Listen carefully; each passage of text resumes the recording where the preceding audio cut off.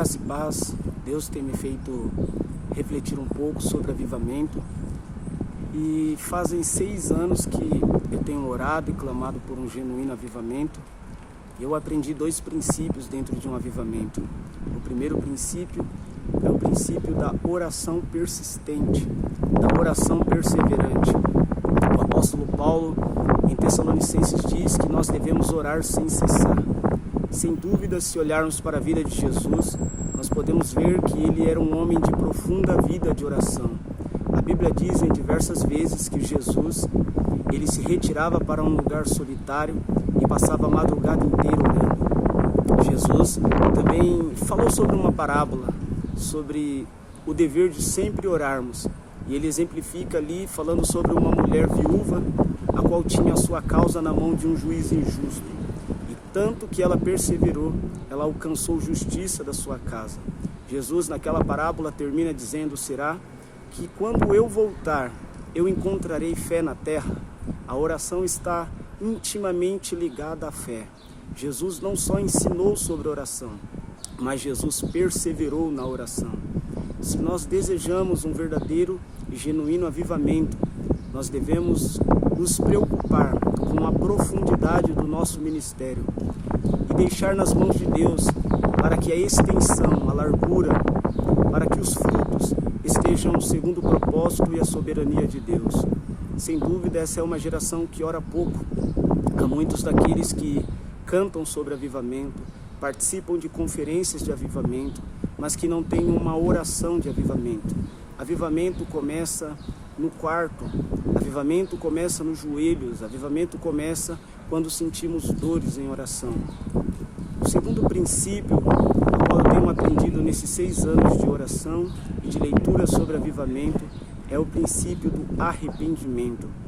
E existe aqui ao menos 3 áreas que nós precisamos nos arrepender. A primeira área é a área da divisão carnal no corpo de Cristo. Em nome da doutrina, em nome da tradição, em nome dos credos, nós temos nos dividido, nós não temos sido unidos com o verdadeiro corpo de Cristo. Tem aqueles que ainda cometem a contradição de dizer que o corpo de Cristo está em todos os lugares, porém, na hora de se unir pelo propósito divino e soberano, de orar, clamar por um avivamento, de buscar os perdidos, há a divisão carnal, baseada no orgulho doutrinário.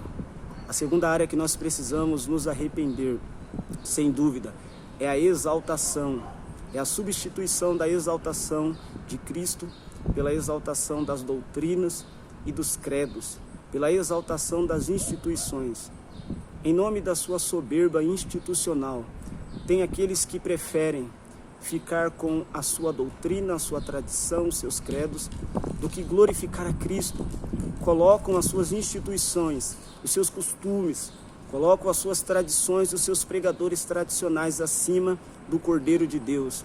A terceira área a qual nós devemos nos arrepender, sem dúvida, é sobre a dependência do Espírito Santo. Nós temos as nossas próprias programações, nós temos feito as nossas próprias datas, as nossas próprias conferências, e quando o Espírito Santo nos ordena a parar ou a ir a algum lugar, nós preferimos dar ouvidos à nossa instituição já pré-estabelecida, a religião que nós criamos para o alimento do nosso próprio ventre. Para que nós possamos provar de um genuíno avivamento, precisamos nos arrepender e dar glória somente a Jesus. Precisamos nos arrepender e literalmente não ter mais divisões no corpo de Cristo. Precisamos nos arrepender e dar toda a direção da nossa vida, das nossas orações e instituições ao Espírito de Deus. Para que flua um genuíno avivamento, precisamos orar e produzir frutos dignos de arrependimento. Só então Deus nos conduzirá à verdadeira iluminação da sua palavra. Então nascerá um genuíno avivamento. Como está o ventre de oração em nossa vida? Está estéril? Está seco? Como está o arrependimento em nosso coração? Leonard Ravenhill, ele sempre dizia que não faltasse lágrima em nossos olhos. Abacuque capítulo 3, verso 1 e 2 diz: no meio dos anos ouvi a tua palavra, Deus, e eu temi. Abacuque estava dizendo: Senhor, eu tenho ouvido a sua voz, e o temor tem sido gerado em meu coração. Tempos de sequidão e esfriamento espiritual adentrou o seio da igreja, porque os homens não querem mais orar, os homens não querem mais se arrepender. Nós erguemos um império institucional que está segundo a nossa força carnal. Para que esse genuíno arrependimento venha, precisamos nos voltar e nos humilhar ao Senhor.